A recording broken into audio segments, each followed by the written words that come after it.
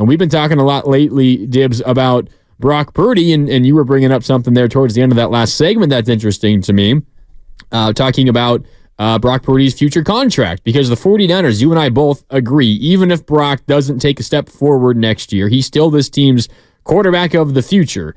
And that leads to the question a year from now, when he is eligible for a contract extension, what might that contract extension look like? Before we even get to a year from now, I guess I'll just ask you this. At this very moment, say Brock Purdy was eligible for a contract extension right now, would you give him his big money at this very moment? Has he shown enough to you that he is worthy of that big money, top-of-the-line quarterback market money at this stage? Yes, he's shown me all of that and more, and I was a guy who in the offseason was a little bit skeptical as to whether or not he could get better from year one to year two. And lo and behold, he got better from year one to year two. When you look at what he's done with this team, in this offense, with this talent, in this scheme, with the coach, laminated play sheet, you can look at all of the different things that you want to devalue Brock Purdy and all these things that national pundits will look at. You have Ryan Clark apologizing for caving on the notion that Brock was good and he's going to keep it real now. Brock Purdy isn't that good. You got Cam Newton, Brock Purdy. Exactly, all Brock Purdy and all the rest of those guys, and you're entitled to your opinion. And my opinion is this. In this scheme, with this talent and this coach and the laminated play sheet and everything around him, he's damn good. And I don't know that you can go out there and find better in the draft or on the open market. So the old expression of a bird in the hand is worth two in the bush, I think, is appropriate here, because you have a bird in your hand. And this bird, all he's done is win games. And the games that he hasn't won, such as the Super Bowl, tough. I mean, that's a tough one. And I'm sure it burns. And you lost to Patrick Mahomes. And only one team can win the Super Bowl. And you lost 3 straight to Cleveland, Minnesota, and Cincinnati in the regular year. You bounced back and went on a great winning streak. The only game that the team lost after that was against the Rams. And he wasn't even quarterbacking. So I look at what he's done, how he's played, and I just don't know how you're going to get better. So if he was eligible right now for an extension, you would back the truck up for him. You'd have to. Is it bad that I'm not there just yet? It's not bad. Because it's not bad. I think more people are where you are, and I'm not quite where Mark Willard is. Mark's even more of a Brock fan than I am. Yeah. I'm not trying to come across as Team Brock because I've been late to the party, but I think about the market for quarterbacks, and you look around the league and the teams that have a quarterback, and there's probably about 12 of them, teams that are really sold on and paying for their guy. And then the teams that aren't are either teams with rookies and they're making that decision, or teams that have absolutely nobody. Yes. And you don't want to be in that last group.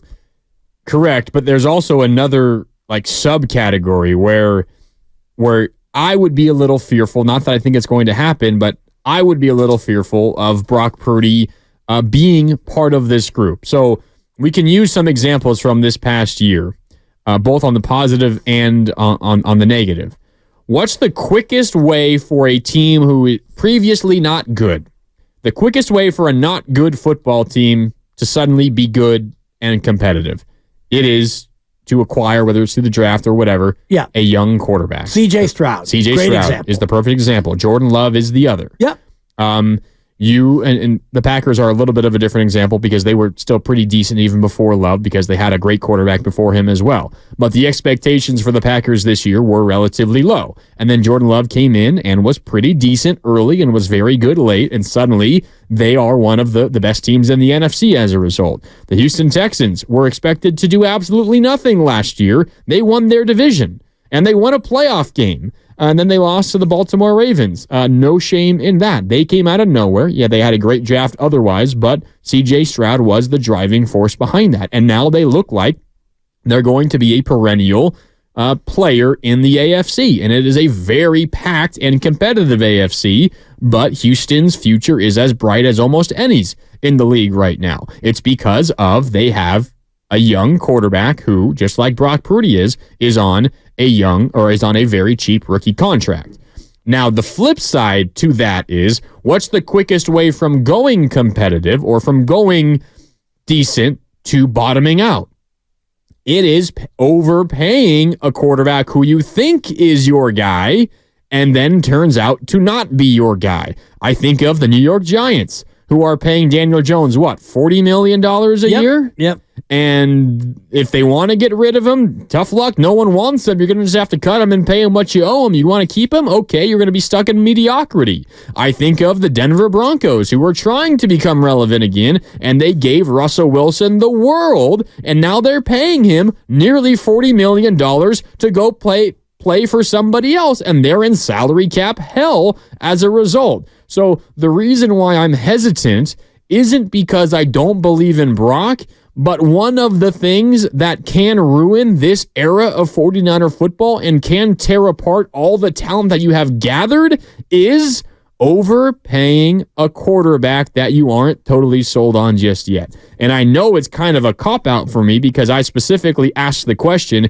if you had to decide now, what would you do? My answer would be, I don't know. I don't know, because I'm not 100% sold that Brock Purdy is going to be worth $45 million a year in the future. I don't know. And I'd be scared if I had to give that to him right now, that 3 years from now we find out, maybe he's not worth it. And this is seriously hindering our ability to do other things. That's my feeling on this. It's less so about my thought about Brock Purdy and more so about how I've seen some promising, talented, competitive teams fall by the wayside simply because their quarterback wasn't who they thought he was going to pan out to be. Then you can look at other teams like Dallas with Dak Prescott, where they gave him the bag and they still aren't totally sure. They're not totally sold. Another good example. Last year he had a near MVP season. He's a good quarterback, but is he worth what he's getting, and is he worth the trade-off of not getting some other players as a result? That's ultimately what you have to balance, because if the Cowboys didn't have Dak, if they had, Jarrett Stidham, or if they had Jeff Driscoll or Jake Browning, and I'm looking at the listed starters, the last week starters for some of these teams, Carson Wentz and Nick Mullins and Bailey Zappi, and these are human beings who are actually starting games. Trevor Siemian, Tyrod Taylor. These are Mason Rudolph. These are guys that you wouldn't necessarily want to have as your starting quarterback. And the other one is Baker Mayfield. So Baker goes to Tampa, and he has one really good year, I thought. You make it into the playoffs, and now Tampa has said, all right, Baker, you're the guy. We're going to give you the bag, and Baker could revert back to the Baker that we saw in Cleveland, and he could again become just a mediocre quarterback, and then Tampa Bay is kind of stuck. So you're really damned if you do, you're damned if you don't. Arizona with Calamari, as we like to call him, Kyler Murray. Shout out to Low Neal. That's another example. You're right, yeah. So you pay Calamari all that money, and he gets hurt, and in between when he got hurt and he got better, turns out he's not as good as you maybe would have thought, and you gave him so much money that now you're invested in him. Or if you want to divest from Kyler Murray, you're going to have to eat a huge amount of money, and then that would hinder your ability in the short term to go out and get better. But if you don't, like Dak is a great example, because if the Cowboys didn't keep Dak, are they going to be a perennial playoff team with just another guy, or you're going to roll the dice in the draft? It's hard when you have a guy who is good, not elite, like the Chargers with Justin Herbert. Easy call. He's amazing. Everyone thinks so. You sign him, you keep him. Joe Burrow, he took you all the way to the Super Bowl. He's got talent. He's good. He's amazing. You sign him, you keep him. Boom. And no choice in either of those. Exactly. Easy decision. Call. Yeah. Easy call, and you've got an elite quarterback, and you sign him and you keep him. Is Brock Purdy in that group, or is he in the group of Dak and Baker? Maybe Trevor Lawrence. He was in that conversation. Do the Jaguars want to pay Trevor Lawrence $50 million a year? That becomes the big question for Jacksonville, because he looks the part, and he's been the part. He's been amazing. And then last year, he kind of took a little bit of a step back. And so now Jacksonville, they're in that spot where they got to make a choice. Either you pay him $250 million, of which about $200 million would be guaranteed over the next 5 years, or you swallow hard and you try to go out and you go elsewhere. And I think that Indianapolis is taking it in an interesting direction because they drafted a quarterback, Anthony Richardson, who was, he was good. He was okay. He was surprisingly good early, and then he got hurt. And then now what have they done this offseason? They went out and signed Joe Flacco it's a backup deal, but it's kind of like a Sam Darnold, right? It's a backup plus, it's a starter-ish deal where I wouldn't be surprised if he won that job in Indy. I probably would be, but you never know with Anthony Richardson, a quarterback like that, who's, more of a mobile guy. He might be a guy that does not stay healthy for a lot of his career, and maybe that's the thought for Indy as well. But Indy's chasing it, and Denver's chasing it, and Seattle's in a spot where Seattle's got Geno Smith for one more year, and then they're going to chase it, and the Giants are with Danny Dimes. He's in the last year. Well, who did Seattle just acquire? Seattle just traded for a young cast-off quarterback, right? Which one was it? There's so many young cast-off quarterbacks that are out there right now. The Seahawks definitely did just acquire one. I can't remember who it was. Let me look it up. Yeah, Sam Howell. Yeah, from the Commanders. The cast-off. There's so many of these guys all over the place right now. It's crazy. Right. Have you looked at Brock Purdy's quarterback draft class recently? There's been so much movement with these guys. Okay. So I'm gonna run through them with you. And don't quiz me on who they play for now because I don't know if I would get him. I forgot about Sam Howell to Seattle. There's a number. He's one of them. He was also the 2022 quarterback draft class. So we talk a lot about Purdy and whether I would pay him, whether you would pay him, whatever, how much you would pay him. And maybe some of us are sold, some of us aren't. And we're going to get to Jason here calling in. He wants to ask why you wouldn't pay Brock. I get that question. If we want to look on the bright side of things, let's run through the 2022 quarterback draft class. Okay. The first quarterback off the board in 2022 was Kenny Pickett, 20th overall pick to the Pittsburgh Steelers. He has since been traded to the Philadelphia Eagles. That happened earlier today. Or maybe it was yesterday. Right. Whenever it was, this week. The second quarterback off the board was Desmond Ridder in the third round, 74th overall, drafted by Atlanta. He got traded to the Arizona Cardinals this week. Third quarterback off the board was in the third round, 86th overall, Malik Willis to the Titans. He's still in Tennessee, but he's a backup and isn't really expected to do anything. The fourth quarterback off the board, third round, 94th overall, Matt Corral, drafted to Carolina. He's not in the league anymore. Wow. Believe it or not. The fourth quarterback off the board, not in the league. Fifth quarterback off the board in the fourth round, 137th overall. Bailey Zappi. He's the New England backup now. He got some time actually starting last year because that's how bad Mac Jones was, but he's not lighting the world on fire either. The sixth quarterback off the board, Sam Howell in the fifth round, 144th overall. As we just talked about, he was traded from the team that drafted him, the Commanders, to the Seahawks. And then you get into a couple of crazy names.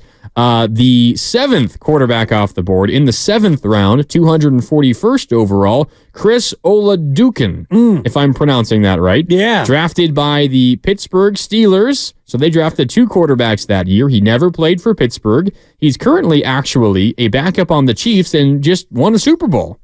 And he might be their backup this year, but he was like the third string or the emergency quarterback for the Chiefs this past season. So he's not on the team that drafted him either.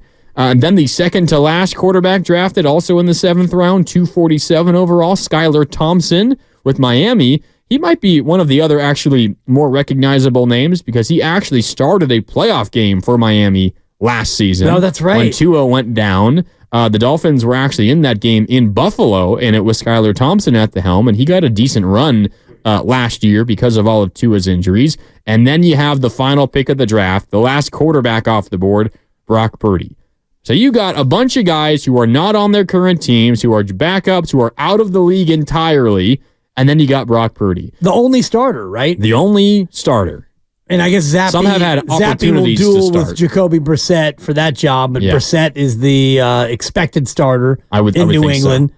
But wow, I mean, you talk about your worst quarterback draft classes of all time. It's up there. If Purdy didn't come out of nowhere as Mr. Irrelevant, right. I think bar none it would be the worst quarterback draft class. Yeah, I mean, wow. And when you put it in that light, and I remember when that draft class was actually happening and there were no quarterbacks, and then Pickett was the first off the board, and you thought, all right, the Pittsburgh kid going to Pittsburgh, that's a good pick. Maybe it's something that that's going to work out for him because Pittsburgh's been searching for their quarterback, and now they did the smart thing in bringing in Russell Wilson. Even if Russell isn't that good this year, they're only paying him about $1 million. Denver's carrying the luggage. Oh, it's an easy decision for the Steelers, too. Why not? I mean, yeah, try it out. See what happens. Exactly. And you figure if Russ has anything left with Mike Tomlin and a good Pittsburgh team, a team that can run the football, and a Pittsburgh team that somehow finds a way to win games even when everyone is ready to write them off. Yeah. So when we can discuss we would pay Brock X amount, 40 million, 45, 50, 55 million, whatever the case is. The bottom line is the 49ers have struck gold. No matter how much they want to pay him, they're in a great situation. A lot of teams would kill to be in the Niners quarterback situation. There's maybe only a handful of teams that wouldn't trade their quarterback situation for the 49ers, but I still think there is a reason to be hesitant to give Brock Purdy top of the market quarterback money, because that is a major, major risk. And if it doesn't work out, you are not only overpaying for one guy, but you're also drastically hurting your opportunity to win during the length of that contract. So that's what I would say about it. But again, it is a very big positive that the Niners got anything out of that draft pick, because if they didn't, who knows what this team would be right now. Let's go out to the phone lines, though, on this topic. 888-957-9570. Up next is Jason in San Francisco, who wants to talk about Brock Purdy and his future contract. What's up, Jason? You're on Willard and Dibs on 95.7 The Game. What's going on, guys? Yeah, I was just saying, if the Niners don't pay Brock, they're back to square one, it seems like. And then, this whole Super Bowl window team they got is completely done pretty much, like starting fresh, or where you go with Baker Mayfield or Joey Flacco, like a washed-up vet. It's like you're not going to – no one's giving up their good quarterbacks. So Niners really have no choice with Brock. They're stuck with him. Yeah, Jason. Stuck with him, huh? Is that how you see it, Jason? Yeah, does that mean you don't want him to have him, or what? Well, personally, I'm not a Niners fan. I wouldn't say stuck with him. It's a good problem to have for sure, because I think Brock, he's a good young quarterback. It's like saying the Texans, have they found their guy? Pretty sure, yeah, but, of course no one knows for sure, but every other team would take him. If Niners don't pay him, there's going to be 3-4 teams in line ready to pay him. Unless he has unless the bottom falls out next year of him, Yeah, you're probably right, Jason. However, I will say the teams that would be willing to, give Brock Purdy the bag also have a lot less on the line than the 49ers do. The teams that would be willing to do it don't have another option at quarterback, probably don't have a Nick Bosa on their team, don't have a Kittle, don't have a McCaffrey, don't have a Debo, don't have an Ayuk, don't have a Trent Williams. There's a lot less at risk for a team that has less talent than the 49ers do. Right, and there's a lot less of a reward also. If you're a team that is in need of a quarterback, you're probably not a very good team. So if you're a team that needs a quarterback and you want to go out and get a free agent quarterback, do you want to pay Brock Purdy $40-45 million a year to come in and be a part of your rebuild? Or would you rather go out in the draft and, use high draft capital on a quarterback that you could then Purdify, bring him in on that rookie deal and, build it that way? Not that Brock Purdy isn't worth big money on the open market, because he is, but you make a good case about, what teams out there, even this year, of all the really good teams, how many of them went out and got a new starting quarterback? And we could look at every playoff team. Of all the playoff teams, how many of those 14 teams went out and got a new starting quarterback? Like before last year, you mean? Since the end of last year and the start of this year, going into next year, which of those playoff teams have made quarterback changes? Right. And I think about Baltimore, KC, Buffalo, Miami. Those are all no's. Cleveland, not really, because their starter got hurt. Joe Flacco was a stopgap. Right. And Houston is not changing out their quarterback. Packers aren't changing. The Lions aren't changing. The Niners aren't changing. The Rams even aren't changing. Cowboys aren't changing. The Rams aren't changing. The Eagles aren't changing. Tampa's not changing. Right. So that's your top 14 right there. You had 14 playoff teams, and we're 14 for 14 on we're keeping our guy. And, Cleveland, I guess, is keeping Deshaun Watson. Godspeed what choice to you. Do they have? Exactly, because they are. I almost used a euphemism that's has to do with deep. They're knee deep. We'll say they're knee deep in that contract with Deshaun Watson. Fully guaranteed. Exactly. So they don't really have an option. So of all the good teams, the playoff teams, none of them changed out. So if Brock Purdy was on the open market, he'd be more likely to land with a team that is not a playoff team. Now, the one example, and this is from Pierce on the YouTube chat powered by First NorCal Credit Union, is the Steelers. Easy to forget the Steelers were a playoff team. They were, and they are making a quarterback change. So good call there, Pierce. Yeah. But, I mean, that's one example. And the Steelers, a playoff team, but sure. I mean, barely. Well, but they got in the last week, and they are a playoff team who's making that change. And so they've been chasing their starting quarterback since Big Ben left. They have been. It's been a handful of years now for the Steelers. Maybe Russ is it, but it's probably only going to be a one-year thing anyway, and then they're going to have to try to figure something out. Maybe they draft another, but it did not go well when they drafted Kenny Pickett in the first round a couple of years ago. They just traded him to the Eagles. Brock Purdy, by far the most successful quarterback from that 2022 draft class.